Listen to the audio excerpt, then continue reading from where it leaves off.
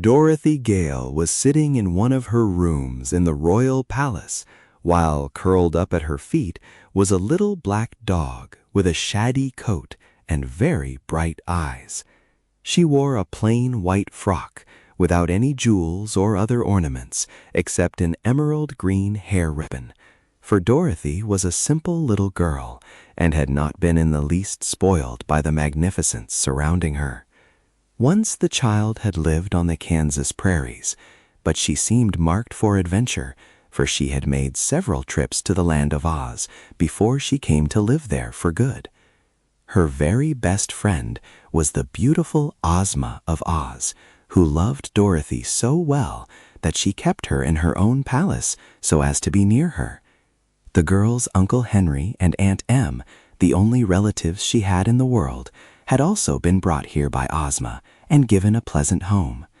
Dorothy knew almost everybody in Oz, and it was she who had discovered the Scarecrow, the Tin Woodman, and the Cowardly Lion, as well as Tik-Tok the Clockwork Man. Her life was very pleasant now, and although she had been made a princess of Oz by her friend Ozma, she did not care much to be a princess, and remained as sweet as when she had been plain Dorothy Gale of Kansas. Dorothy was reading in a book this evening when Jellia Jam, the favorite servant maid of the palace, came to say that the Shaggy Man wanted to see her. "All right," said Dorothy. "Tell him to come right up." "But he has some queer creatures with him, some of the queerest I've ever laid eyes on," reported Jellia. "Never mind, let 'em all come up," replied Dorothy. But when the door opened to admit not only the Shaggy Man, but Scraps, the Woozy, and the Glass Cat, Dorothy jumped up and looked at her strange visitors in amazement.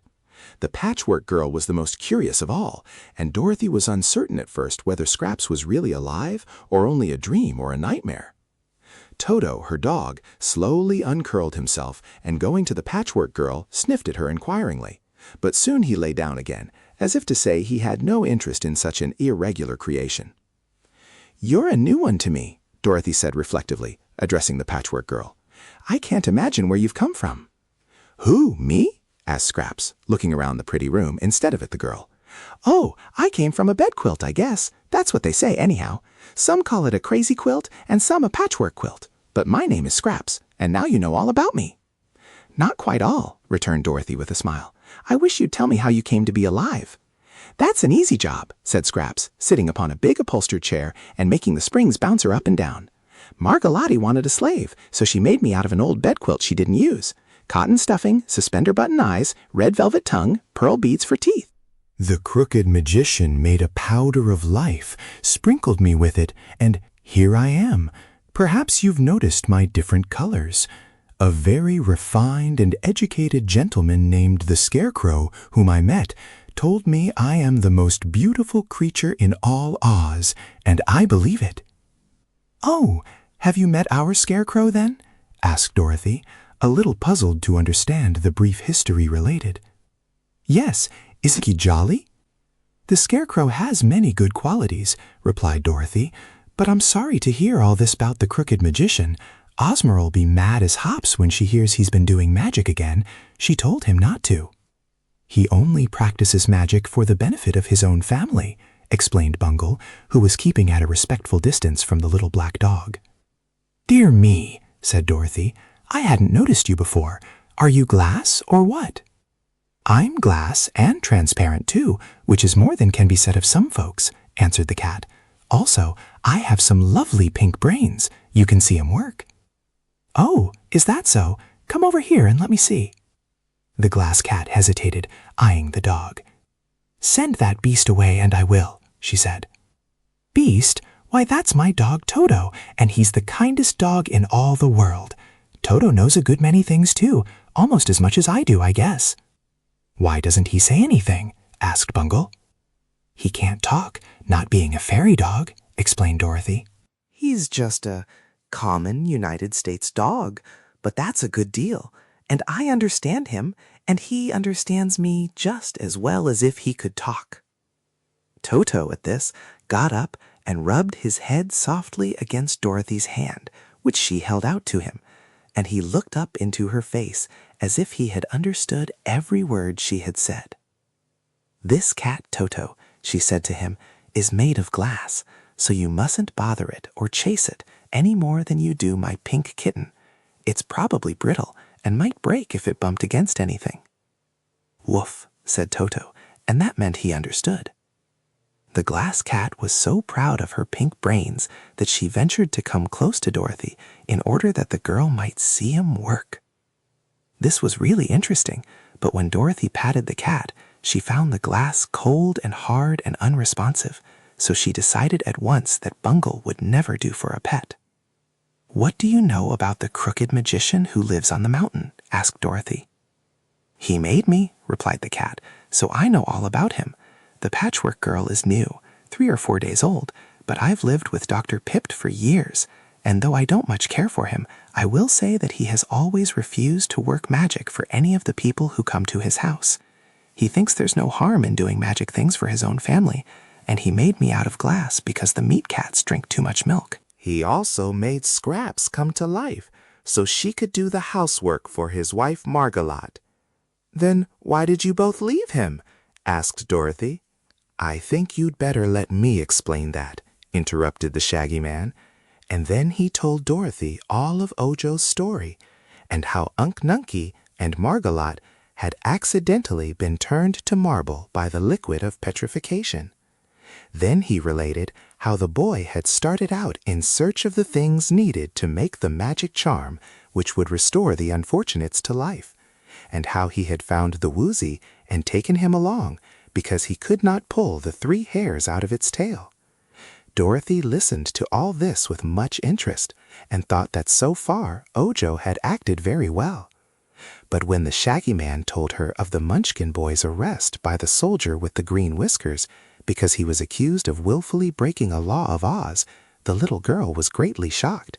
"What do you suppose he's done?" she asked. "I fear he has picked a 6-leaved clover," answered the Shaggy Man sadly.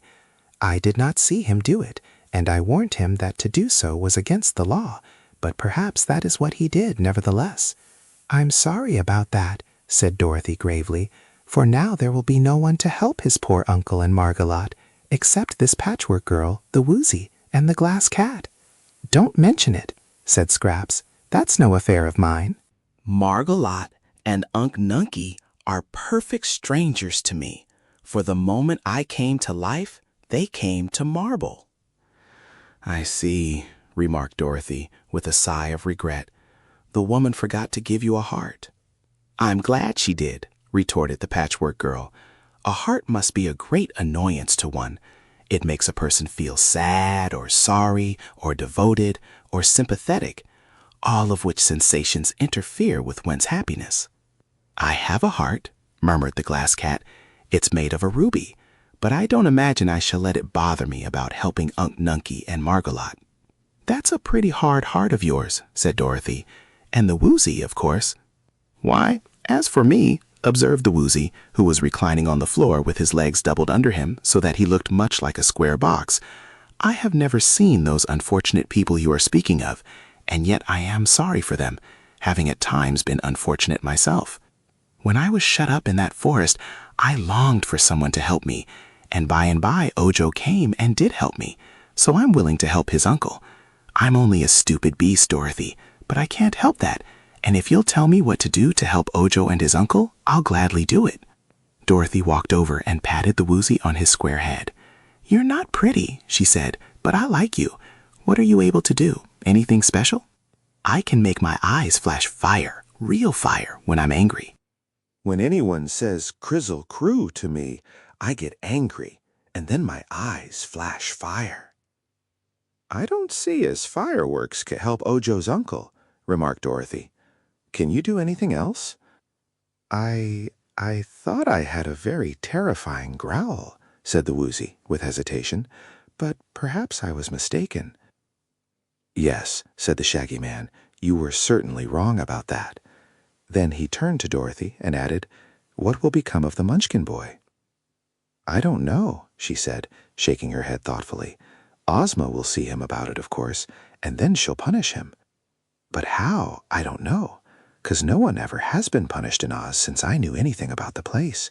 Too bad, Shaggy Man, isn't it?" While they were talking, Scraps had been roaming around the room and looking at all the pretty things it contained. She had carried Ojo's basket in her hand until now, when she decided to see what was inside it. She found the bread and cheese, which she had no use for, and the bundle of charms, which were curious but quite a mystery to her.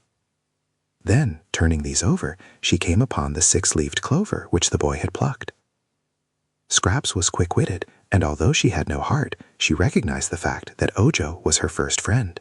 She knew at once that because the boy had taken the clover, he had been imprisoned, and she understood that Ojo had given her the basket so they would not find the clover in his possession and have proof of his crime. So, turning her head to see that no one noticed her, she took the clover from the basket and dropped it into a golden vase that stood on Dorothy's table. Then she came forward and said to Dorothy, "I wouldn't care to help Ojo's uncle, but I will help Ojo. He did not break the law. No one can prove he did, and that green-whiskered soldier had no right to arrest him." "Ozma ordered the boy's arrest," said Dorothy, "and of course she knew what she was doing. But if you can prove Ojo is innocent, they'll set him free at once." "They'll have to prove him guilty, won't they?" asked Scraps. "I suppose so." "Well, they can't do that," declared the Patchwork Girl.